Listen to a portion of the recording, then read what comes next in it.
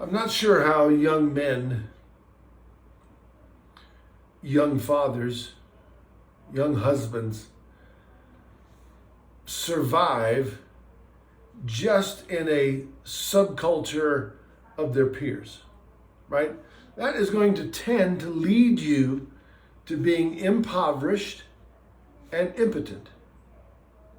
Rather, as we progress through the stages of the masculine journey, son, cowboy, warrior, lover, king, sage. I took a few notes on that. Let me just maybe share a couple. A young boy, and I've had two in my life, but a young boy needs to brush up against his father's whiskers and his father's strength. Right? The young boy needs that at that time in his life. The time of wrestling, grappling, loving, but feeling the burn and feeling the strength of the father in his life. Right? It comforts him, brings security and confidence to him. Even though he may not be winning in that particular moment, he's having fun. And there's a vision set out in front of him through his father as the young boy wrestles up against his father's whiskers and his strength. A young man needs to be charged by the raspy voice of an authority. It's one of the great things that I learned in listening to Pastor Chuck Swindoll, when he was a young man. One of the things that helped tool him, one of the things that helped engrave him was hard work. Strong, hard, long days at hard work, right? And having someone in and over his life who would challenge him, have that raspy voice of authority. I remember both of my boys went and worked for Larry Buman.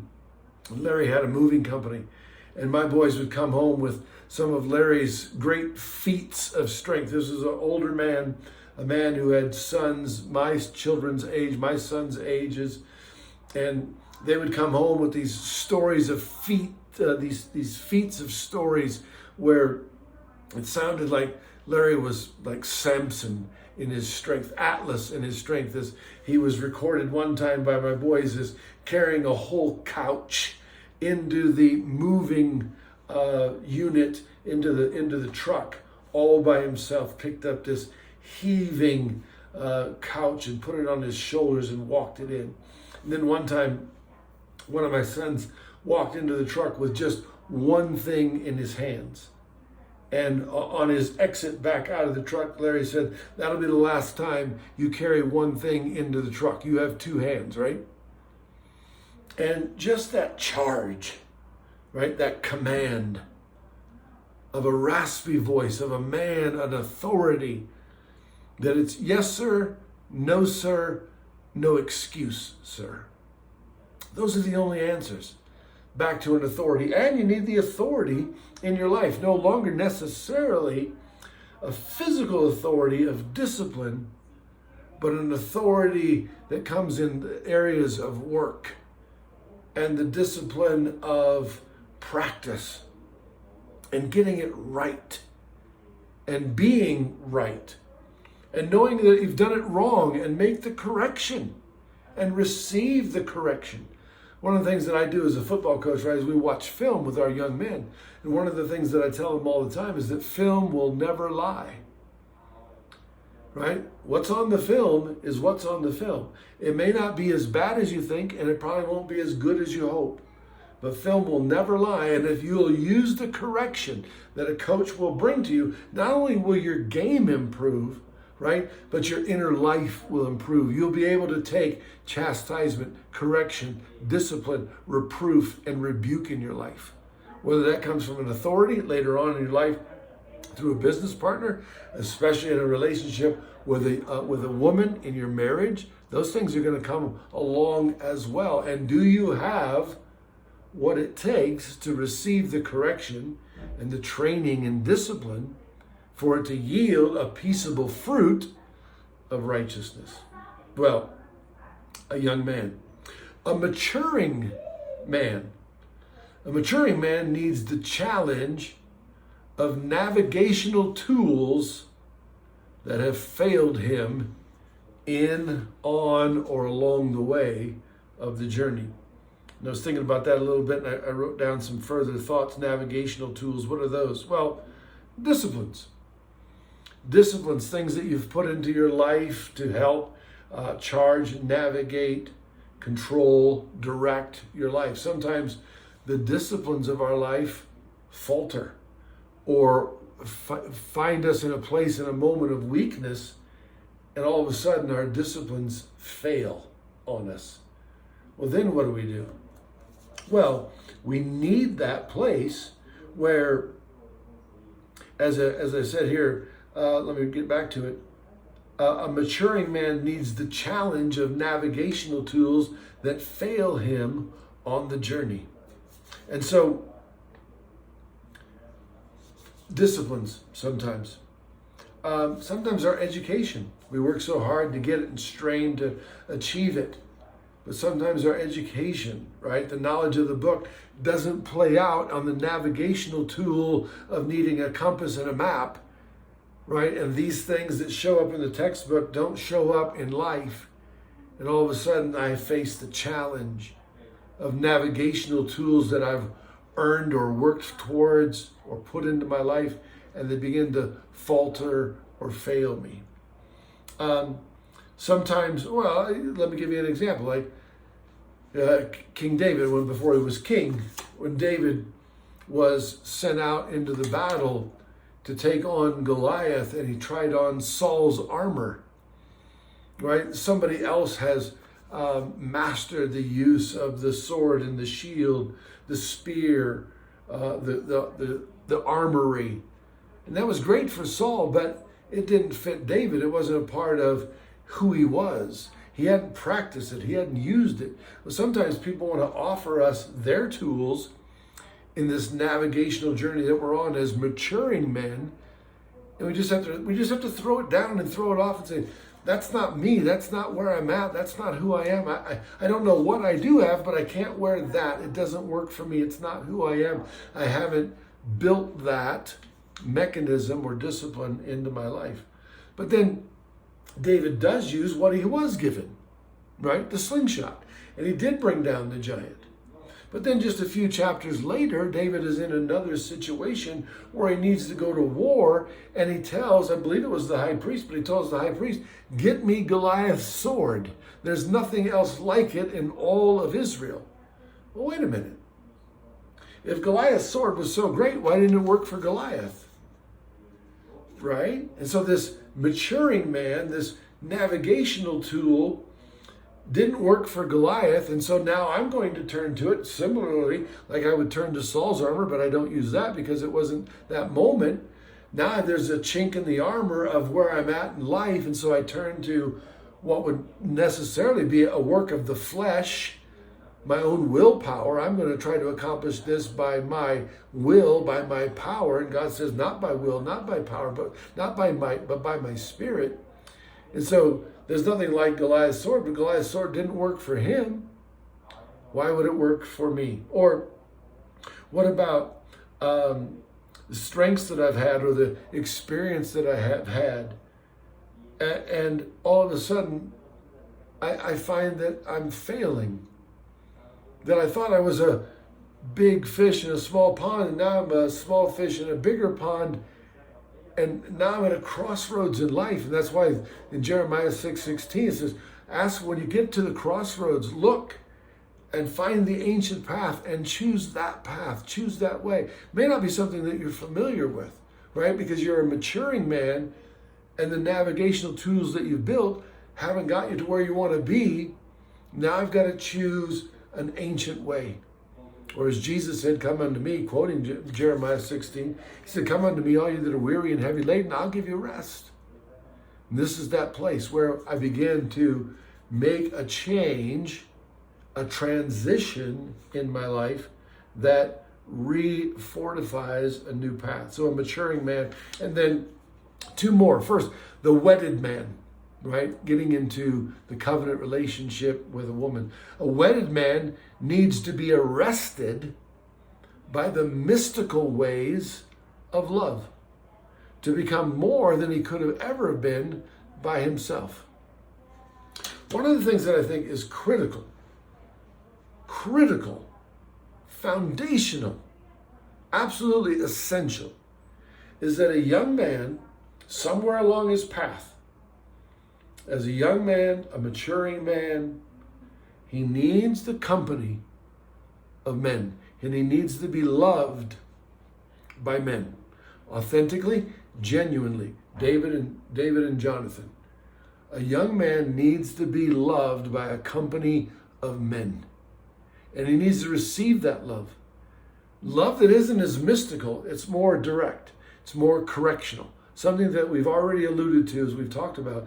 But in this particular case, it is important for before a man seeks to love and be loved by a woman, that he finds the love of his father and the fatherhood of God, and that he finds a company of men that bump up against him and help direct his path and help learn to teach him how to love and be loved by them.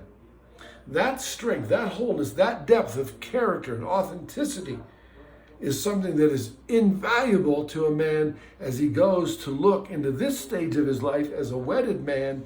He needs to step into now and be arrested by the mystical ways of love that come from a woman who sees life differently, who thinks and feels about life differently, right? So a man typically feels with his head, and a woman typically thinks with her heart. Now that's a generalization, but it's for the most part pretty true. And in a relationship where those opposites attract, that's what will happen. A man will feel in how he thinks. He'll be more analytical, more vision driven for the most part. And a woman will think with her heart, with feeling, with things that are touchable and tangible, that provide security and confidence and trust. And a man has to learn how to step into that mystical part of the world, that mystical part of life, that mystical part of love, so that he can become now, together with her, he can become more than he ever could have been apart. The same is true for her, but we're not talking about women right now, we're talking about men, right? And so I need that apparatus, that gift, that quality, that honing element that makes a woman, right? When she was drawn from man, and when Adam looked upon her, he said, "This is Isha. This is me, but it looks different than me, and it is different than me. It's the better half of me, and that better half is given to me," right? Proverbs says, the wisdom of Proverbs says, when a man finds a wife, he finds a good thing. Nothing about him, finds a good thing in the woman, and obtains God's favor. She is God's favor in and on and upon your life. So a wedded man needs to be arrested. And it's going to catch you off guard. It will arrest you multiple times because they don't think the way that you feel. You need to be arrested. A wedded man needs to be arrested by the mystery of love that he finds in his wife. And then finally, a fathering man, the man who becomes a father. A fathering man needs the fresh eyes of a child to re-sculpt. Listen to me. A fathering man needs the fresh eyes of a child to re-sculpt the unfinished parts in himself and reawaken the best parts of his own boyhood. Right? I mean, what a gift God gives to us in the generation, the blessing of generations. I'm blessed enough right now, right, to have had 5 children. And when I've had all 5 of those children, each one of them represents a unique, special part of me and my wife. But for me, it takes me on a journey. As a fathering man, I get to look at life again, one more time, through the eyes of a child. And I'll be honest, I was too critical, too harsh, too much of a disciplinarian, not enough into the wonder and the awe. But so many times they did catch me off guard and brought me into the wonder and awe of childhood, where my own wasn't all that great. I get to have the experience of seeing life again, to be resculpted in the unfinished places of my life. Most men, most of us have unfinished places in our lives. Our children give us an opportunity to resculpt that, to have that engraved into us. And then to have that opportunity to see the best parts of our own childhood and memories that take us back and awaken wonder and awe and love and joy. And then, of course, you get, if you're lucky enough or blessed enough, right, you get one more experience, not only your childhood and your children's childhood, but your children's childhood, and so a grandparent. And so God has given and offered me 3 times, my own, my children's, and now my grandchildren's, an opportunity to look at life one more time from that young age all the way through to where I'm at now. And to go back and to resculpt and to capture and to finish off unfinished places, to be healthy, to be whole, to be healed, and to live a fuller life now in these stages as the king and the sage of life, as the patriarch of a home and a family and a generation, to rebuild, restore those places in my own life. So don't live just in a subculture of your peers. It'll leave you impotent. It'll leave you impoverished. Take the journey along the way. Bump up, nudge up, rub up against those places of your father, of authority, of, yes, your own peers, but then your wife, and then your children and your grandchildren.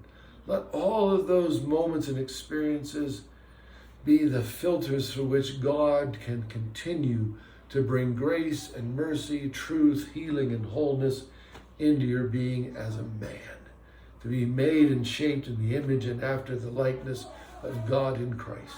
Well, bless you on your manhood journey.